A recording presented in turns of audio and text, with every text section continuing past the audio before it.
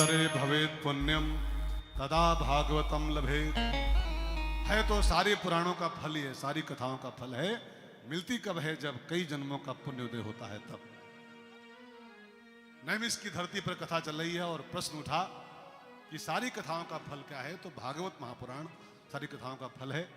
और सूर्य ने कहा, ऋषियों और ध्यान देकर सुनो। जिस समय ये पहली कथा संसार में होने जा रही थी, सुखदेव जी कहने बैठे थे और परीक्षित जी इसके श्रोता बन के बैठे थे, तो वहां मैं भी था। सूर्य जी बोल रहे हैं नैमिष की धरती पर। ये दूसरी बार कथा हो रही निमसार में, पहली कथा हो चुकी है शुकताल में।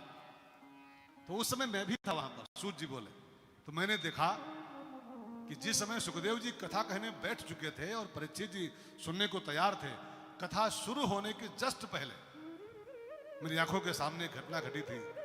एक विमान वहां उतरा, उस विमान में सब देवता लोग आए, उनके पास एक अमृत का कलश था, अमृत का घड़ा लेके आए और कहा, सुखदेव जी तनिक रुको, मेरी बात सुन लो।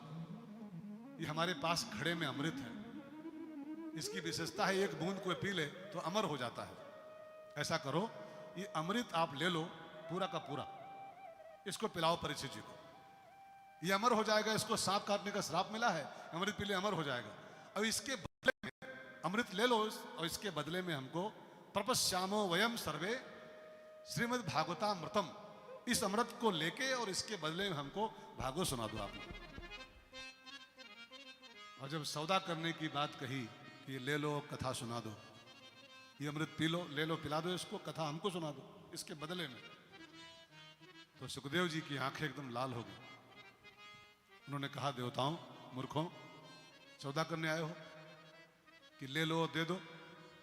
तो कान खोल के सुनो, कथा प्रसाद है, प्रसाद का विक्रय नहीं होता है, वितरण होता है। हमारे हिंदुस्तान का नियम था, अब तो सब नियम बदल रहे हैं। भारत की परंपरा थी कि भारत में 3 चीजों का विक्रय मना था हमारे। कथाओं का विक्रय, ज्ञान का विक्रय, अन्न का विक्रय और औषधि का विक्रय। माने ज्ञान, अन्न और औषधि, ये हमारे भारत में परंपरा थी पहले। इन तीनों की बिक्री मना थी। अन्न बेचना मना था हमारे यहाँ, ज्ञान बेचना मना था, और दवाई का भी लोग दान करते थे, ऐसे औषधि का दान होता था। बड़ी विडंबना है कि आज तीनों के तीनों बिक रहे हैं। औषधि इतनी महंगी महंगी बिक रही है कि 300 रुपए की दवा, वो रेमडेसिविर होती, वो कोविड-19 में जो आई थी, वो 300 की दवा है और उसके 30 हजार रुपया लोग ले लिए इस बीच में। हाँ, एक सिलेंडर आता है 300 रुपए का ऑक्सीजन का, और 30,000 50,000 जो मुंह से बोल दिया लोगों ने, जो बोल दिया वही ले लिया। कितने घर बिक गए इसी दवाई के चक्कर में। हमारे यहां ज्ञान का विक्रय मना था, अन्न का विक्रय मना था, और दवाई का विक्रय मना था। हमारे औषधि का, तीनों की बिक्री हो रही, सब कुछ बिक रहा। अरे सब छोड़ो, खिलाड़ी बिक रहे हैं जी आईपीएल में। विराट कोहली 6 करोड़ का, फलाना वो 16 करोड़ का, सब बिक रहे हैं, सब बिक रहे हैं। दूल्हा बिक रहा है, दूल्हा बिकता है, कोई खरीदोगे? दूल्हा बिक रहे हैं, 50 लाख का दूल्हा है, 10 लाख कैश, 4 पहिए गाड़ी, दूल्हा बिक रहे हैं, सब बिक रहा है। डाटा सुखदेव जी ने, मूर्खों सौदा करने आए हो? एक कथा है, कोई दुकानदारी नहीं है। कथा का विक्रय नहीं होता है, वितरण होता है। और दूसरी बात, सौदा करने आए हो तो सौदा करने की परंपरा होती है। अच्छा एक बात बताओ, आप जाओ डायमंड की दुकान पर, डायमंड की दुकान पर, और 10 रुपए नोट दो उसको, 10 रुपए नोट कि 10 रुपया लो, हमको डायमंड की रिंग दो एक, मिलेगी? मिलेगी? 10 रुपये में आलू मिलता है आधा किलो। हाँ, डायमंड नहीं मिलता है, आलू मिलता है। तोरई मिल जाएगी, लौकी मिल जाएगी थोड़ी सी, डायमंड नहीं मिलेगा। डायमंड लेना है तो पूरी सूटकेस भर के जाओ पहले। हाँ? आए हो लेने डायमंड मणि, को कांचा को मणि महान, कहे भागवत की ऐसी दिव्य कथा, और उसके बदले में तुम ये तुक्ष अमृत लेके आए हो। सौदेबाजी का भी नियम होता है कोई, सौदेबाजी में कुछ मूल्य होता है। भागवत का मूल्य अमृत, को कांचा को मणिर महान। पहले तो बहुत डांटे, लेकिन बाद में सोचा कि वाए हैं बेचारे तो निराश न करूं। परीक्षित से पूछा राजन, सुखदेव ने पूछा राजन आपके सामने दो विकल्प हैं, दो सब्स्टिट्यूट। अमृत रखा है घड़े में, ये देवता लोग लाए हैं, और कथा लेके मैं आया हूं आपके लिए। ये कह रहे हैं कि पिला दो तो अमर हो जाएगा, तो आप अगर अमृत पीना चाहो तो अमृत पी लो, और कथा सुनना चाहो कथा सुन लो। मैं भी बैठा हूं, ये भी बैठे हैं, क्या चाहिए आपको, अमृत की कथा? तो परीक्षित जी बहुत होशियार थे, उन्होंने कहा गुरुजी मैं ऐसे नहीं स्वीकार करूंगा, पहले बताओ कि कथा का फल क्या होता है और अमृत का फल क्या होता है। अगर मैं अमृत पीऊं तो मुझे क्या मिलेगा उसके बदले में, और कथा सुनूं तो उसका परिणाम क्या आएगा। तो आप जरा ध्यान देकर सुनना मित्रों, कथा और अमृत में अगर तुलना की जाए, टैली किया जाए, तो कथा और अमृत में अंतर क्या है? ध्यान देकर सुनिएगा, बहुत ध्यान देकर सुनना। अमृत अमर करता है, अमर माने लंबा जीवन। अमृत पीने वाला एक लंबे जीवन की प्राप्ति कर लेता है, 10,000 साल जिएगा, 50,000 साल जी जाएगा वो। लेकिन कथा का फल जानते हो क्या है? दिव्य जीवन। अमृत का फल है दीर्घ जीवन, लंबा जीवन, और कथा का फल क्या है? दिव्य जीवन। अमृत पियोगे तो लंबा जीवन पा जाओगे, आपकी मौत फिलहाल टल जाएगी। कथा सुनोगे तो आपका जीवन महकता हुआ हो जाएगा। अब आप जल्दी फैसला करो कि लंबा जीवन अच्छा होता है कि दिव्य जीवन अच्छा होता है? हाँ? दिव्य ना? सही बोले हो, झूठ बोले कौवा कटे। सही तो यही है कि जीवन भले थोड़ा ही हो, दिव्य हो। शंकराचार्य भगवान का जीवन जानते हैं? 32 वर्ष, 32 साल। विवेकानंद स्वामी जी कलकत्ता वाले 39 वर्ष, 39 ईयर्स ओनली, मर गए थे 39 साल में। स्वामी राम तीर्थ पंजाब के थे, 33 वर्ष की अवस्था, 33 वर्ष केवल। ईसा मसीह, जीसस की एज मालूम है आपको? 33 ईयर्स ओनली, 33 साल। और 33 वर्ष में उस आदमी ने कितने बड़े बड़े काम कर डाले कि विश्व का जो सबसे व्यापक धर्म है उसके संस्थापक हो गए। मुझे आपसे कुछ कहना है, जीवन 98 साल का हो, जीवन 112 साल का हो, उससे बहुत बढ़िया है जीवन भले 39 साल का हो, विवेकानंद की तरह हो।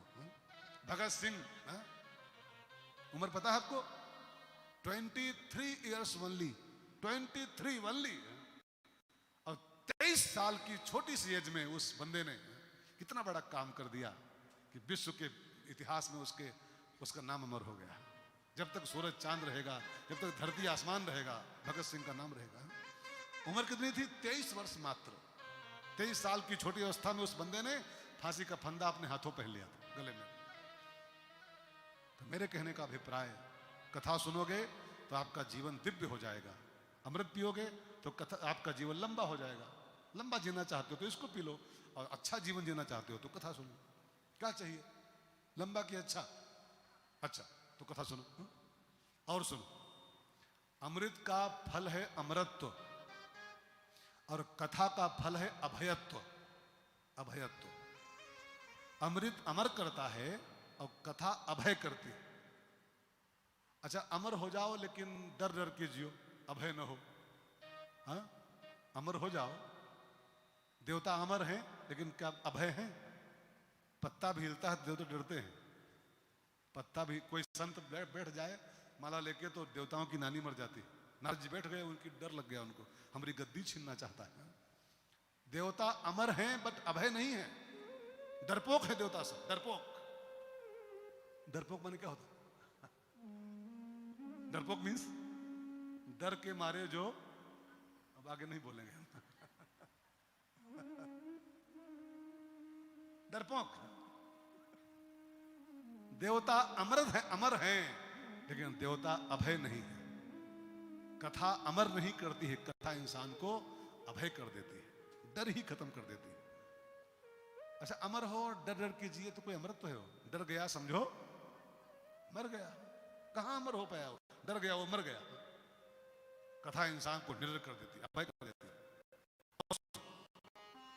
अमृत का फल है स्वर्ग। अमृत का फल क्या है? स्वर्ग। और स्वर्ग में एक विशेषता, एक उसका माइनस पॉइंट होता है, छीणे पुण्य। गीता कहती है स्वर्ग में छीणे पुण्य। अमृत पियोगे तो स्वर्ग जाओगे, और स्वर्ग में क्या होगा, आपके पुण्य क्षीण होंगे। क्षीण माने समाप्त होंगे, ठीक है ना। तो अमृत का फल है पुण्य खत्म, और कथा का फल क्या है, कलमशापहम। सारे जीवन के जो कलमश हैं, जो पाप हैं, उनको हर लेती है। अमृत पीने से पुण्य खत्म होते हैं, और कथा सुनने से पाप खत्म होते हैं। कौन अच्छी चीज है, अमृत की कथा, हाँ?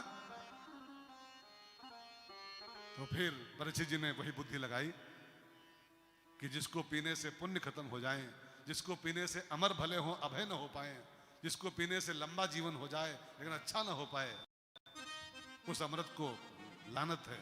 भगा दिया देवताओं को और कथा सुनी। एक बात कहूं ना भाई बहनों, ध्यान देकर सुनना, जो अमृत जैसी कीमती चीज को भी ठुकरा सकता है, वही कथा सुनने का अधिकारी होता है।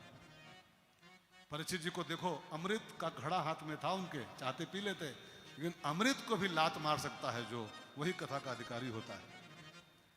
मेरी भी आपसे विनती है, अगर कथा के अधिकारी श्रोता बनना चाहते हो तो आप भी प्यारे बहुत कुछ लात मारना सीखो, बहुत कुछ इग्नोर करना सीखो।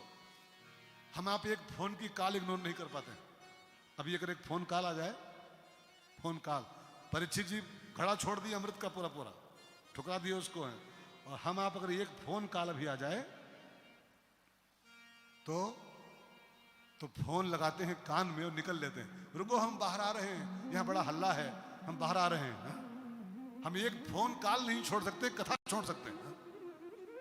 अभी कल 2 बजे फोन आ जाए कि वो पार्टी है, वो पिज्जा पार्टी है ना, 3 बजे से 3 से 5, किसी मित्र का आपके फोन आ जाए कि कल पिज्जा पार्टी है 3 से 6, तो आप में से कई लोग मार देंगे भांजी, पूछो कल कहाँ थे, कल पिज्जा पार्टी थी तो नहीं आ पाए। अब आप मेरी बात को अन्यथा मान लेना, हम एक पिज्जा नहीं छोड़ सकते हैं, कथा छोड़ सकते हैं। हम एक फोन नहीं छोड़ सकते हैं, कथा छोड़ सकते हैं। लेकिन जो अमृत के घड़े को ठुकरा सकता है, वही तो कथा का अधिकारी होता है, कथा का पात्र होता है।